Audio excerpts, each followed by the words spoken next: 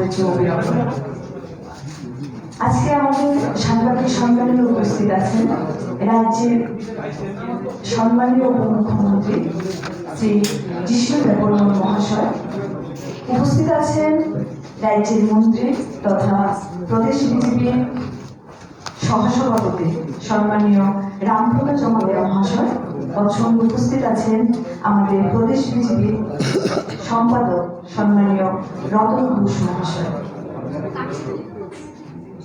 নরেন্দ্র মোদীজি আমাদের ভারতবর্ষের প্রধানমন্ত্রীজির নেতৃত্বে কেন্দ্রীয় সরকারের সেবা, সুশাসন ও গরিব কল্যাণ, প্রতিনিয়ত জনগণের কল্যাণে সরকার যে কাজ করছে সেই সমস্ত কাজ নিয়ে আজ আলোচনা করবেন আমাদের রাজ্যের উপমুখ্যমন্ত্রী মাননীয় শ্রী যিষ্ণু দেববর্মন মহাশয়।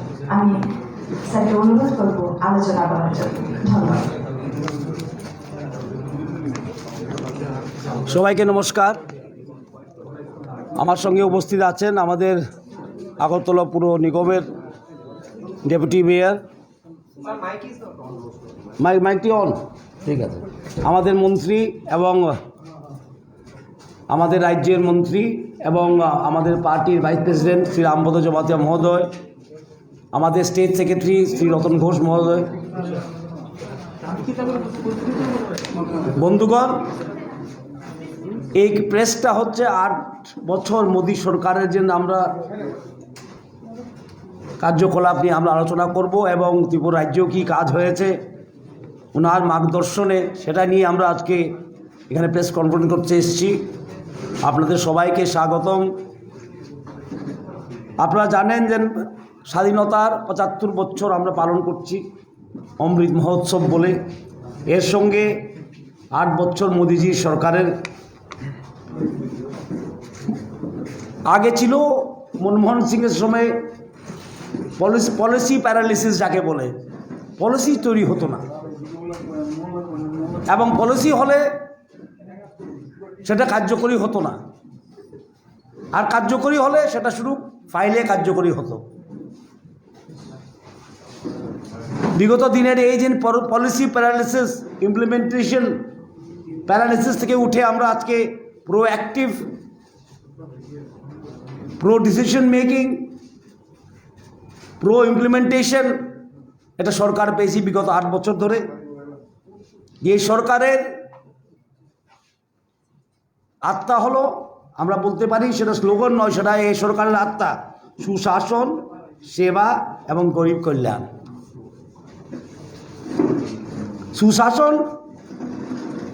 সুশাসন কি যদি আমরা বলতে চাই এক কথায় আমরা কি বলবো? সুশাসন মানে less government and more governance.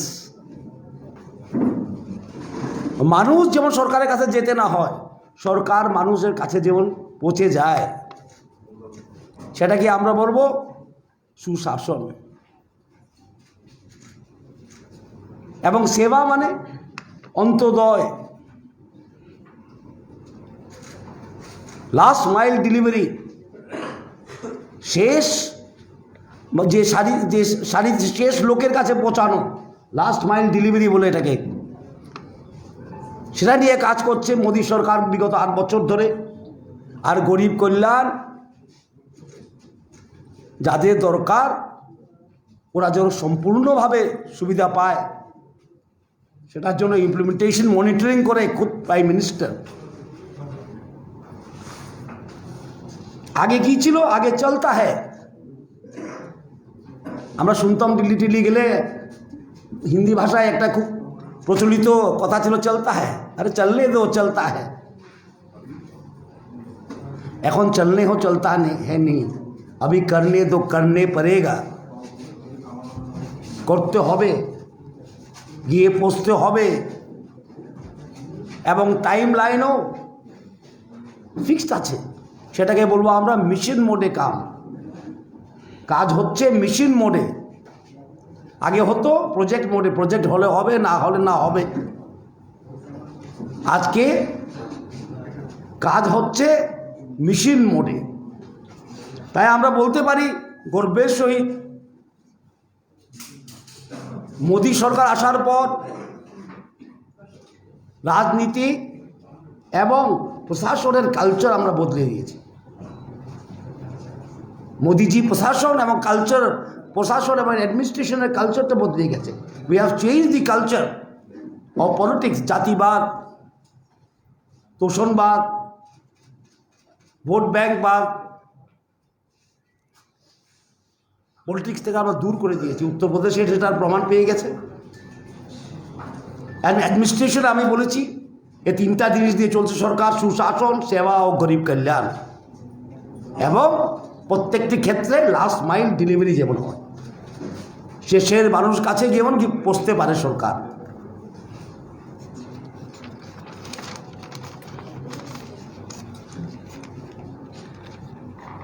আমি প্রথমে এই কথা বলতে চাই, আমরা একটা নতুন ওয়েবসাইটও হয়েছে এই 8 বছর পূর্তির উপলক্ষে। সেখানে একটা মাইক্রো সাইট হয়েছে, যুবকদেরকে সঙ্গে নেওয়ার জন্য ভেরি ইনোভেটিভ নতুন চিন্তাধারায় ইয়াং ইন্ডিয়া কে পাশে পাওয়ার জন্য মোদির কাজ কি হচ্ছে, মোদি সরকারের, সেটা জানতে পারবে। খেলার মাধ্যমে পয়েন্ট স্কোর করতে পারবে। এই প্রথম মনে কোনো পলিটিক্যাল পার্টি এভাবে একটা মাইক্রো সাইট দিয়েছে। So technology, innovation, inspiration and inclusive, এই সরকার এভাবেই কাজ করে।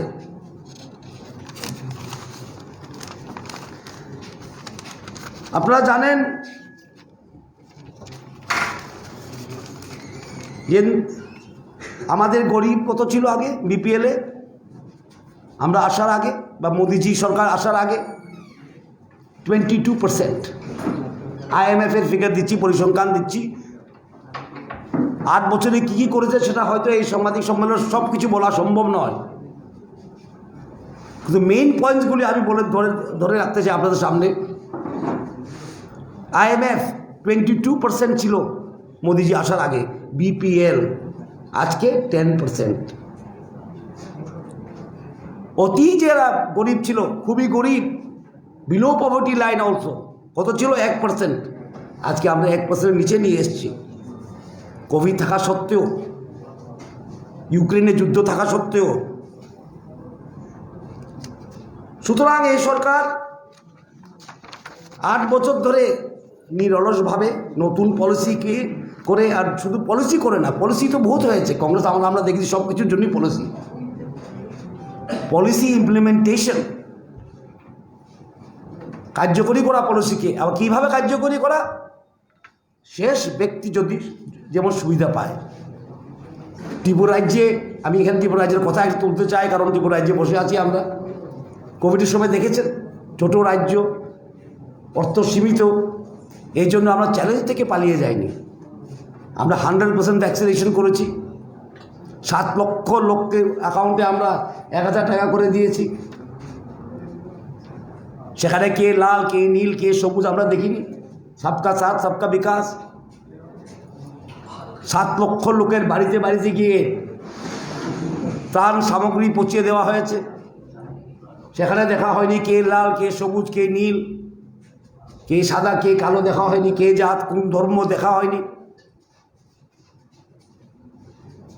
সেটাও সবকা সাথ সবকা বিকাশের একটা অঙ্গ। সুতরাং সবকা সাথ সবকা বিকাশ যদি আপনারা ভাবেন শুধু স্লোগান, সেটা ভুল হবে।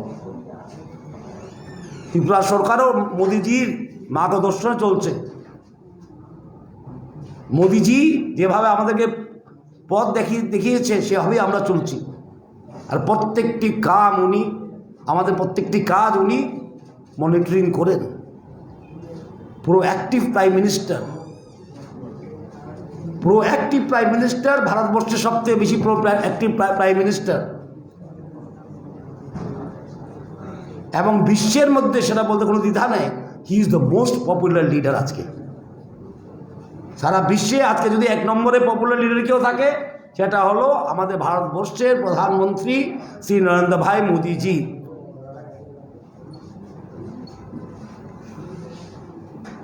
আজকে আমাদের ফরেন রিজার্ভ কত? এককালে ছিল রাষ্ট্রের স্বর্ণ বিক্রি করতে হয়েছিল একবার। আজকে আমাদের ফরেন রিজার্ভ কত? আগে ছিল কত? 2014 আগে 300 বিলিয়ন। আজকে আমরা গর্বের সাথে বলতে পারি আমাদের ফরেন রিজার্ভ $600 বিলিয়ন। ডবল। এককাল এমন ছিল যে স্বর্ণ বিক্রি করতে হয়েছে, ফরেন এক্সচেঞ্জ নেই। আর আজকে 8 বছরের ডাবল। প্রাইমারি স্কুল কত ছিল 70 বছরে? 70 বছরে প্রাইমারি স্কুল ছিল 6.37 লাখ প্রাইমারি স্কুল। আজকে 8 বছরে 6.53 আমরা করে দিয়েছি প্রাইমারি স্কুল। 70 বছরে 6.37 এবং 8 বছরে 6.53 lakh primary school. Literacy rate কত ছিল 14তে যখন আমরা আসি সরকারে? ভারতীয় জনতা পার্টি যে সরকারে আসে, মোদিজি যখন সরকারে আসেন তখন কত ছিলেন? 2022-এ 75%। গত 8 বছরে কত হয়েছে? আরও 6% আমরা বাড়িয়ে দিয়েছি।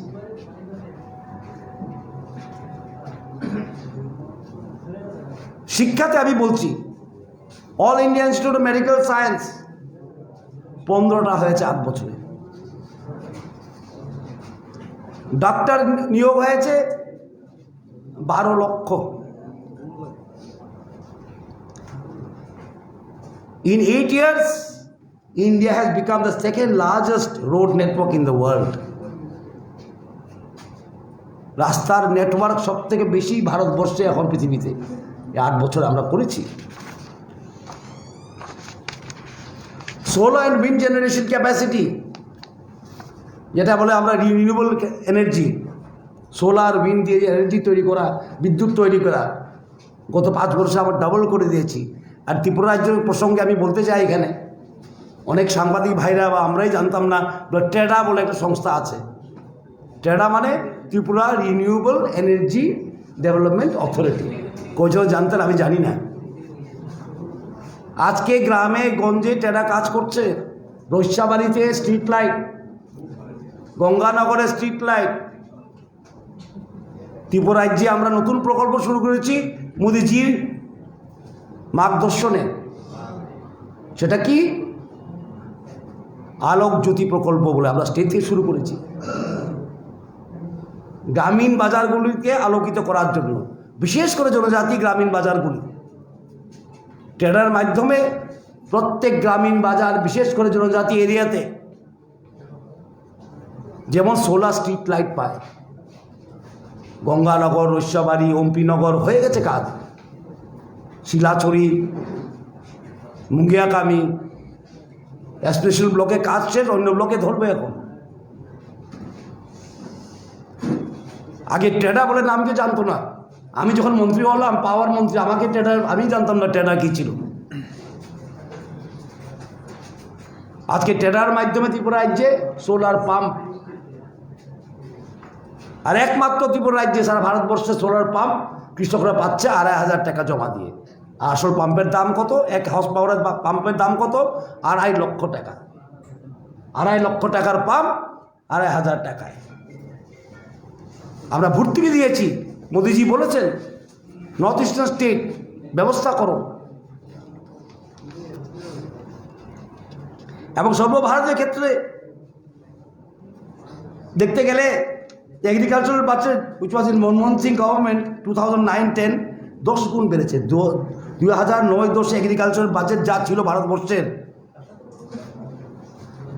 প্রাইম মিনিস্টার মনমোহন সিংয়ের আমলে, আজকে কত গুণ বেড়েছে? 10 টাইমস মোর। আর আমরা ত্রিপুরা রাজ্যেও আমরা কিষাণ সম্মান নিধি 6,000 টাকা করে 3 মাস পর পর, এবং FCI দিয়ে ধান কেনা। তো রাজ্য সরকার এবং কেন্দ্র সরকার সঙ্গে একসঙ্গে আমরা চলছি, তার পায়ে পা মিলিয়ে। আগে নর্থ ইস্টকে কী বলতো? নর্থ ইস্টের আলোচনা আমরা আগেও অংশগ্রহণ করতাম, যখনই নর্থ ইস্ট নিয়ে আলোচনা হয় ব্লকেড, হরতাল, উগ্রপন্থী, বম ব্লাস্ট, এটাই ছিল শিরোনাম। নর্থ ইস্টের শিরোনাম কি ছিল আগে পত্রিকায় খবর উঠলে? সেখানে বম ব্লাস্ট, এখানে ব্লকেড, মণিপুরে কী বলে রাস্তা রোকো। আজকে নর্থ ইস্ট মেইন স্ট্রিমে চলে গেছে। আজকে যখন আলাপ হয় নর্থ ইস্টের সম্বন্ধে কী হয়, ব্রহ্মপুত্র ব্রিজ কীভাবে হচ্ছে, ত্রিপুরায় কয়টা ন্যাশনাল হাইওয়ে হচ্ছে, অরুণাচলে কয়টা রাস্তা হচ্ছে, কোথায় এয়ারপোর্ট হচ্ছে, এই আলাপ হয় নর্থ ইস্ট নিয়ে। আর বিগত দিনে উত্তর পূর্বাঞ্চল মানেই বম ব্লাস্ট, ব্লকেড, হরতাল, টেরোরিজম। আমাদের স্টেট সাক্ষী এটা। ব্রু শরণার্থীরা 23 বছর আগে, 24 বছর আগে কাঞ্চনপুরে এসেছিল। এটা সমস্যার সমাধান ছিল না। নিজের দেশের নাগরিক শরণার্থী হয়ে বসেছিল 23 বছর ধরে। আজকে বিজেপি সরকার আসার পর আমাদের প্রধানমন্ত্রী বলেছেন ওদেরকে পুনর্বাসন দিন, এবং রাজ্য সরকার পুনর্বাসন দিচ্ছে। খুব দ্রুত গতিতে আমরা পুনর্বাসন করছি, এবং কেন্দ্র সরকার আমাদেরকে অর্থ দিয়েছে পুনর্বাসন করার জন্য। সে ত্রিপুরা সাক্ষী that this government is proactive government. Modi Sarkar is a proactive, positive. 23 বছর আগের সমস্যা, এটা মানুষের সমস্যা, সমাধান হয়েছে। ত্রিপুরা রাজ্যে এনএলএফটি চুক্তিও হয়েছে, সারেন্ডারও হয়েছে। আমি সেখানে গিয়েছি, আমার সাথে সারেন্ডার হয়েছে এনএলএফটি। বোডোদের সঙ্গে চুক্তি হয়েছে। মেঘালয় আসামের যে ডিসপিউট ছিল, ল্যান্ড ডিসপিউট, সেটা নিয়েও আলোচনা হচ্ছে। সুতরাং main streaming of North East. North ইস্টকে আগে বলতো 7 সিস্টার। 7 সিস্টার মানে কি? তারপর সিকিম ঢুকলো, বললো 7 সিস্টারই রয়ে গেল। ইংলিশ শব্দ 7 সিস্টার্স মানে কোনো একটা রাজা 7 জন বোনকে বন্দি করে রেখেছে কোনো জেলখানায়। আমরা বলেছি এরকম চলে না। মোদিজি বলেছেন কি কারণে 7 সিস্টার্স, কী কারণে বন্দি হবে, আর কে বন্দি রাখবে আমাদের দেশের অংশকে? উনি এসেই বলেছেন অষ্টলক্ষ্মী। আমাকে অনেক জিজ্ঞেস করে নামে কি, বলে নামই সব, নাম দিয়ে বোঝা যায় যে নর্থ ইস্টে কী চোখে দেখে উনি। কোথায় ছিল 7 সিস্টার, 7 জন কি বলে বোন বন্দি, আর কোথায় এখন Ashtalakshmi? Dynamo of change, main streaming of North east.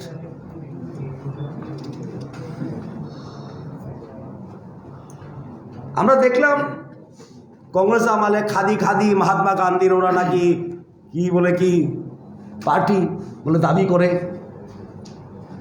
Mahatma গান্ধীজির একটা রাষ্ট্রপিতার একটা স্বপ্ন ছিল খাদিকে উন্নত করা, খাদি কিভাবে আরো উন্নত হতে পারে।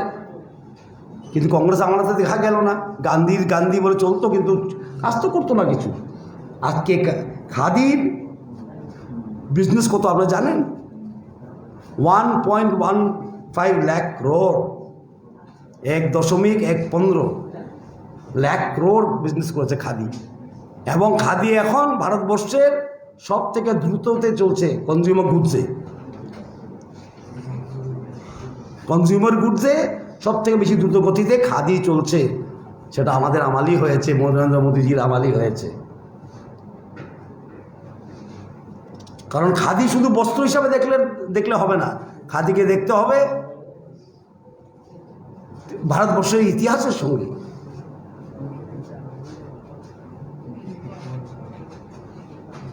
আরো শুনলে খুশি হবেন, স্টার্টআপস হাব হয়ে গেছে ভারতবর্ষ, স্টার্টআপের হাবস হয়ে গেছে ভারতবর্ষ। অনেকজনে বলেছিল কোভিড হয়ে গেছে, নেগেটিভ গ্রোথ হবে, জিডিপি গ্রোথ কী হবে, নেগেটিভ হয়ে যাবে। অনেক সংস্থাই বলেছিল। আজকে কিন্তু কেউ বলে না। আমাদের জিডিপি কত এখন? 8+8.27। কোথায় নেগেটিভ গ্রোথ?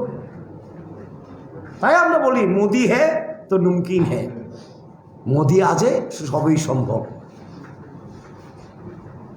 এমন প্রধানমন্ত্রী থাকলে, এমন সাহসী প্রধানমন্ত্রী যার মনের মধ্যে শুধু আছে সুশাসন, সেবা এবং গরিব কল্যাণ, এমন প্রধানমন্ত্রী থাকলে সবই সম্ভব। সারা পৃথিবী বলেছিল ভ্যাকসিন কি হবে। আপনারা জানেন, যারা একটু পড়াশোনা করে ইতিহাস নিয়ে, স্মল পক্সের ভ্যাকসিন আসতে আসতে ভারতবর্ষে 30 বছর লেগেছে। অন্য ভ্যাকসিন, যে কোনো ভ্যাকসিন বলে, স্মল পক্স, চিকেন পক্স 30 বছর 40 বছর লেগেছে ভারতবর্ষে আসতে। কিন্তু কোভিড ভ্যাকসিন আমরা কয়েক মাসের মধ্যে বানিয়ে নিয়েছি, বানিয়ে সারা বিশ্বকেও দিয়েছি। 100 কান্ট্রিজকে আমরা ভ্যাকসিন দিয়েছি, 45 বা 48 দেশকে আমরা ফ্রি দিয়েছি। কারণ আমরা বিশ্বাস করি বসুধৈব কুটুম্বকম, যে পৃথিবী একটা পরিবার।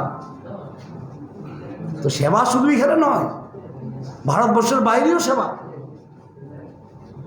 কারণ আমরা চাই ভারতবর্ষ, মোদিজি চান ভারতবর্ষ বিশ্বগুরু আসন নেবে, আর তাই হচ্ছে। এদিকে এগিয়ে যাচ্ছি আমরা।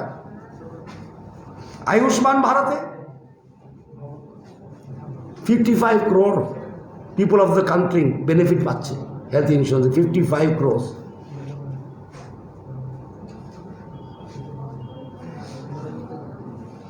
জল জীবন মিশন কত ছিল ত্রিপুরা রাজ্যে?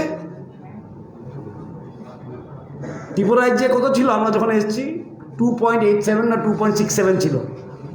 আজকে 50% অ্যাবাভ আমরা পাইপ লাইনে জল দেওয়ার ব্যবস্থা করে ফেলেছি। আর সারা ভারতবর্ষে 9 crore হোমে আমরা দিয়েছি, 9 কোটি ঘরে আমরা জল দিয়েছি। সৌভাগ্য যোজনা, বিদ্যুৎ ছাড়া চলে না।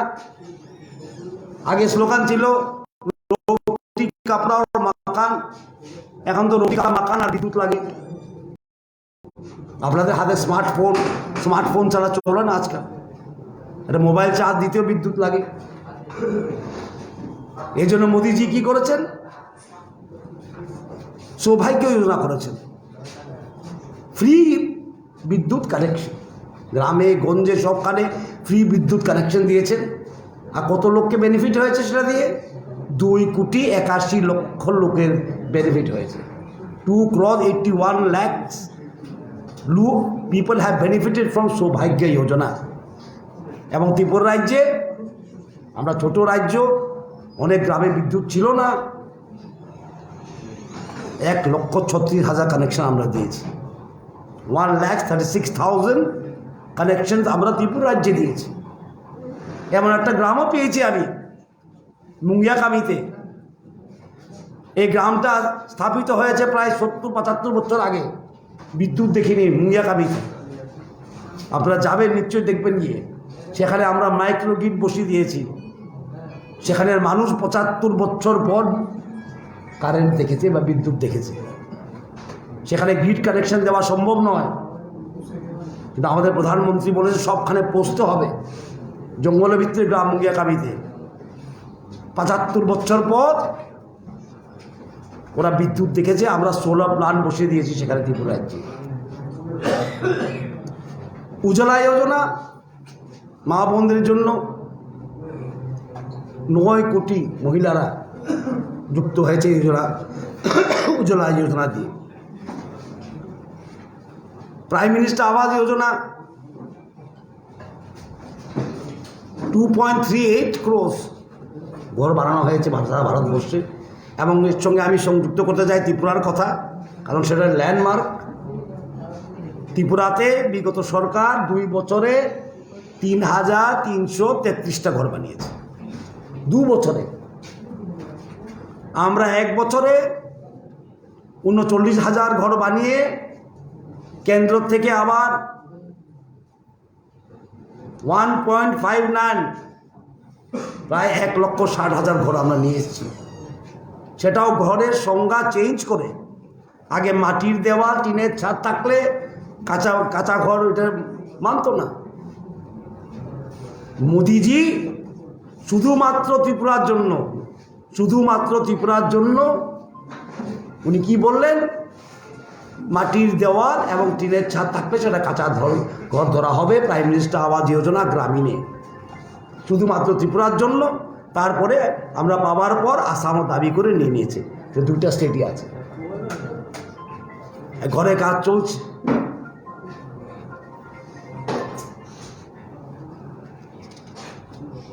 এবং আমরা শুনেছি বহুত আগে স্লোগান, লাল বাহাদুর শাস্ত্রী থাকতে উনি একটা স্লোগান দিয়েছেন, প্রধানমন্ত্রী, জয় জওয়ান জয় কিষান।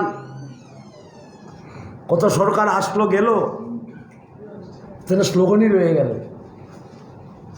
জয় জওয়ান জয় কিষান স্লোগানই রয়ে গেল। মোদিজি আসার পরে জয় জওয়ান জয় কিষান প্রকৃতভাবে হয়েছে। আমি বলেছি 10 গুণ বেড়ে গেছে কৃষকদের বাজেট।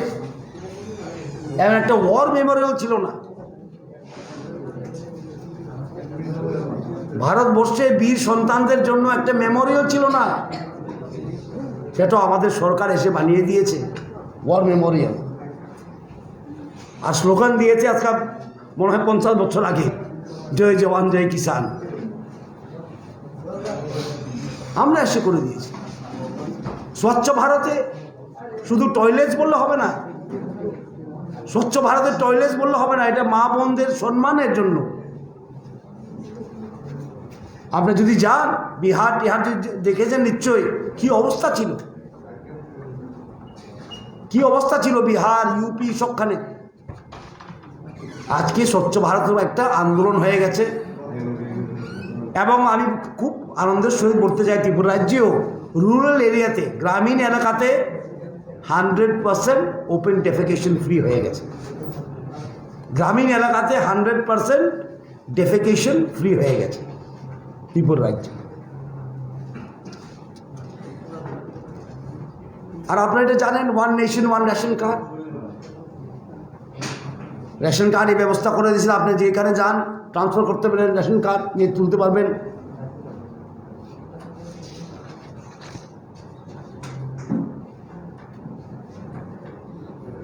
অনেক জটিল সমস্যাগুলিও সমাধান হয়ে গেছে 8 বছরে।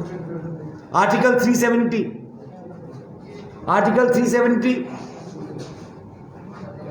যেটা অন্যায় ছিল, পণ্ডিতের প্রতি অন্যায় ছিল, সেটাকে আমরা তুলে ফেলেছি। আর্টিকেল 335A আমরা বলেছি হবে না। আমরা zero tolerance policy against terrorism, সেটা আমরা করেছি। আজকে কাশ্মীরে শান্তি আছে। অনেক লোক ত্রিপুরা থেকেও আমাদের কার্যকর্তারাও আমার কনস্টিটিউশন থেকে বেরিয়ে এসছে কাশ্মীর, ঘুরে ফিরে এসে ছবি টবি দেখিয়েছে আমাকে, ফটোগ্রাফ। এবং ভারতবর্ষ তো শুধু একটা মানচিত্রে একটা রেখা নয়, ভারতবর্ষের আত্মা হলো ভারতবর্ষের সংস্কৃতি। ভারতবর্ষের সংস্কৃতি কিন্তু ভারতবর্ষের আত্মা। এবং এই ভারতবর্ষের সংস্কৃতির আরো উজ্জ্বল করার জন্য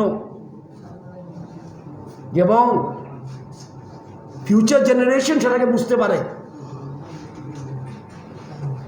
আমরা রাম মন্দির বানিয়েছি। রাম মন্দিরে শুধু একটা রামের কি বলে পূজা করানোর জায়গা দেখলে হবে না। রাম মন্দির হলো রাষ্ট্র মন্দির, রাষ্ট্রের একতার একটা কি বলবো সিম্বল। কাশী বিশ্বনাথ মন্দির, সেটা আমরা করেছি। আমি নিজে গেছি কাশীতে। কোথায় ছিল কাশী আগে, এখন কোথায় কাশী, রেকর্ড টাইমে। বাবা কেদারনাথ, সেখানে নিজে প্রাইম মিনিস্টার গেছেন, মোদিজি গেছেন, লক্ষ লক্ষ তীর্থযাত্রীরা যান। আজকে যাওয়া আসার সুবিধা হয়ে গেছে, গেস্ট হাউস হয়ে গেছে সেখানে। সোমনাথ মন্দিরে ডেভেলপমেন্ট, গেস্ট হাউস। এবং স্বাধীনতার জালিয়ানাবাগ খুব শুনতাম আমরা, ইতিহাস যারা পড়েছেন দেখবেন, জালিয়ানাবাগ বলে হইচই করত কংগ্রেস নেতারা, কিন্তু জালিয়ানাবাগ মেমোরিয়াল আমরাই বানিয়েছি। মোদিজি বানিয়েছেন জালিয়ানবাগের মেমোরিয়াল। এতদিন লাগলো, এত সরকার আসলো গেল কংগ্রেসের, কোথায় মেমোরিয়াল? সো আমরা বলি আমরা নেশন ফার্স্ট, আমরা nation first party, nation first সরকার। তাই আমরা দাবি করতে পারি মোদিজি আসার পর কাজের কালচার এবং পলিটিক্যাল কালচার বদলে গেছে। সবার জন্য ন্যায়, কারো জন্য তোষণ নাই। সবার জন্য ন্যায়, কারো জন্য তোষণ নাই। এই নীতিতে এই সরকার চলে। আম্বেদকরজির মেমোরিয়াল কে বানিয়েছে? আম্বেদকরজি যে কনস্টিটিউশন লিখেছেন, চেয়ারম্যান ছিলেন ড্রাফটিং কমিটি, ওনার মেমোরিয়াল আমরাই বানিয়েছি, মোদিজি বানিয়ে দিয়েছেন। যোগাকে কে বিশ্বে কে নিয়ে গেছে? যোগা দিবস, বিশ্ব যোগা দিবস, যোগা তো আগেও ছিল। যোগা তো এরকম নেই দেখবি কি বলে মোদিজি সরকার আসার পরে যোগা হয়েছে, কিন্তু পাত্তাই দিত না। দেশের স্বাভিমান, দেশের যে সম্মান, এটা সবসময় দ্বিতীয় স্থানে থাকতো। দেশের স্বাভিমান, দেশের সম্মান, দেশের সংস্কৃতি, দেশের ভাবনা, দেশীয় ভাবনা, সেটা সেকেন্ড থাকতো। আগে থাকতো ভোট ব্যাংক, আগে থাকতো ভোট ব্যাংক, পার্টির পদ, সরকারে কি পদ পাওয়া যায়। আজকে নেশন ফার্স্ট, রাষ্ট্র সর্বপ্রথম, রাষ্ট্র সর্বোপরি।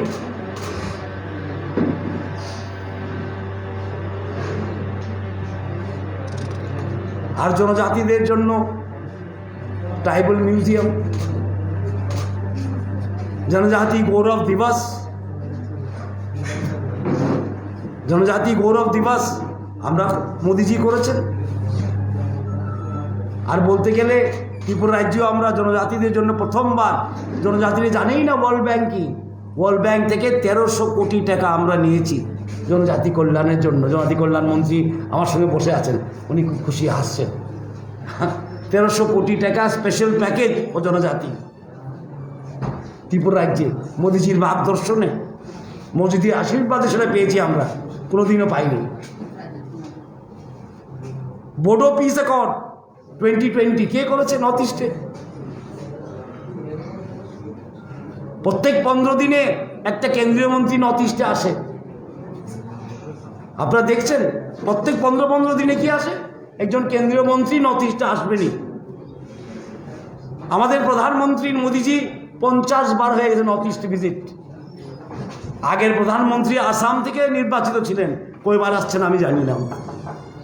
আগে যে প্রধানমন্ত্রী ছিলেন ওনারা আগে ডক্টর মনমোহন সিং আসাম থেকে নির্বাচিত রাজ্যসভার সদস্য, উনি কয়বার নর্থ ইস্টে এসছেন আমরা জানি না। আমাদের প্রধানমন্ত্রী মোদিজি 50 বার নর্থ ইস্টে এসছেন। এবং আমাদের ফরেন পলিসি খুবই সরল সিধা। মোদিজি বলেছেন, খুব সুন্দরভাবে পাবলিককে বুঝিয়ে দিয়েছেন ফরেন পলিসি কি। আমাদের ফরেন পলিসি উনি হিন্দিতে বলেছেন, ना हम किसी को नीचे देखेंगे, ना हम किसी को आग दिखाएंगे, हम सबके साथ आंख मिला के बात करेंगे। আমার কাদের নিচে দেখানোর দরকার নেই, কাদের চোখ রাঙানোর দরকার নেই, কিন্তু আমার চোখে চোখ রেখে ভারতবর্ষের কথা বলবো সবার সঙ্গে। সেটাই প্রমাণ হয়েছে। আজকে যেখানেই যা, জাপানে দেখেছেন ওনার কি ওয়েলকাম হয়েছে, আমেরিকায় দেখেছেন কি ওয়েলকাম হয়েছে। সুতরাং আমি তো আর বলেছি আগেই, সম্ভব তো না সব কথা 8 বছরের কথা এই কি বলে সাংবাদিক সম্মেলনে বলা। আপনারাও মনে হয় বলে খুব তাগিদে আছেন প্রার্থীর নাম জানার জন্য, কিন্তু কথা হলো প্রার্থী তো সিস্টেম, বিজেপি সিস্টেমের বাইরে কোনো কাম হয় না। মোদিজি সিস্টেমের মধ্যে কাজ করে, আমাদের বিজেপিতে স্থাপিত সিস্টেম আছে, এর বাইরে কোনো কিছুই হয় না আমরা। এবং ত্রিপুরা রাজ্য শেষ করার আগে আমি একবার বলবো, ত্রিপুরা রাজ্য মোদিজির মার্গদর্শনে, মোদিজির আশীর্বাদে আমরা চলছি। উনি যেভাবে চলছেন আমাদেরকেও বলেছেন এইভাবেই চলতে হবে। সেটা হলো সুশাসন, সেবা, গরিব কল্যাণ আর সবের প্রয়াস নিয়ে চলতে হবে। আর আমরা বারবার বিশ্বাস করি এবং মোদিজি আমাদেরকে শিখিয়েছে কথা, সমাজ এবং সরকার আলাদা নয়, একসঙ্গে কাজ করতে হবে। সেটাই সবকা বিকাশ। আর এইভাবেই ত্রিপুরা সরকারও কাজ করছে মোদিজির গাইডেন্সে, মোদিজির নেতৃত্বে। তারা উত্তর পূর্ব অঞ্চল বদলিয়ে গেছে। আমি আগেও বলেছি, আবার বলছি, উত্তর পূর্ব অঞ্চলের একটা বদনাম ছিল বিগত সরকারের সময়, যে বন্ধের জায়গা, টেরোরিস্ট জায়গা। আমরা যখন দিল্লি যেতাম বলে চলো ভাই ত্রিপুরা, বলতে থেকে क्या, আরে ভাই সব কুछ ঠিক है। তো আজকে নর্থ ইস্ট আসার জন্য মানুষ খুব উৎসাহিত। আগে যখন আমরা বলতাম চলো ভাই নাগাল্যান্ড, বলতে আরে সব ঠিক है तो क्या बोल रहे तुम, বন্ধু বান্ধব। আজকেই নর্থ ইস্টে আসছে লোক, ট্যুরিস্ট আসছে, কারণ নর্থ ইস্টে আসল সম্পদ হল ট্যুরিজম। আর শান্তি থাকলেই তো ট্যুরিজম হবে, রাস্তাঘাট থাকলেই ট্যুরিজম হবে, ভালো হোটেল হলেই ট্যুরিজম হবে। তা main streaming of North east, সেটা ৭৫ বছর হয়নি। তো অস্বীকার করে লাভ নেই, ৭৫ বছর এটা হয়নি। আজকে সেটা হচ্ছে এবং আমরা মানুষের কাছে কথা পৌঁছে দিতে চাই যেন এই সরকার মানুষের জন্যই কাজ করবে, কেন্দ্র সরকারই হোক, আমাদের রাজ্য সরকারই হোক। আর কংগ্রেসের অবস্থা জানেন, 50টা অ্যাসেম্বলি ইলেকশন হয়েছে, 50টা অ্যাসেম্বলি ইলেকশন হয়েছে সিটসের জন্য, 50টা সিটের জন্য 8 বছরে। আর কংগ্রেস হেরেছে 41-এ, সেটা ডাটা আছে আমার কাছে। দেওয়ার election for 50 assembly seats in 8 years, 50 assembly election held in 8 years, Congress was defeated in 41। এই হলো অবস্থা। কারণ মানুষের কাজ না করে শুধু তোষণবাদ, ক্ষমতার পিছিয়ে পিছিয়ে পালানো। আর আমাদের সংগঠন একটাই স্লোগান, সেবাই সংগঠন। সংগঠন क्या है? সেবাই সংগঠন।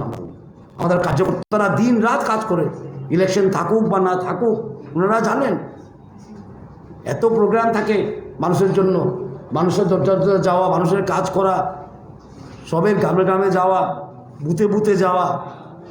সুতরাং আমাদের সরকার এবং পার্টির সবচেয়ে বড় কাজ হলো সেবাই সংগঠন। সেটাই সংগঠন, সেবা করাটাই সংগঠন। আমি আশা করব এই কথাগুলি আপনারা পাবলিক কাছে যাবেন, আপনার মাধ্যমে।